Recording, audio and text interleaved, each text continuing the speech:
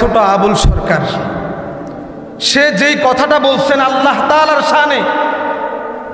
তাআলার শানে যে বেয়াদবি করছেন, আমার মুখ দ্বারা আমার জবান দ্বারা এই বাক্যটুকু আমি উচ্চারণ করতে পারবো না।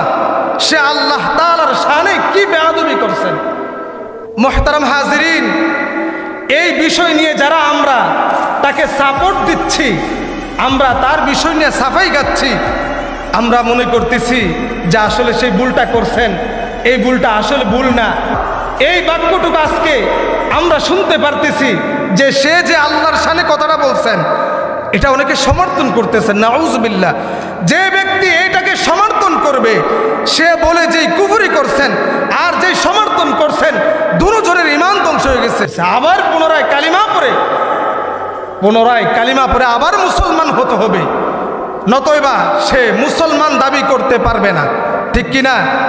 কারণ আল্লাহ এবং আল্লাহ রাসূলের শানে বেয়াদবি করে কোনো কুলাঙ্গার আজও পর্যন্ত জমিনে টিকে থাকতে পারে নাই। ঠিক কিনা?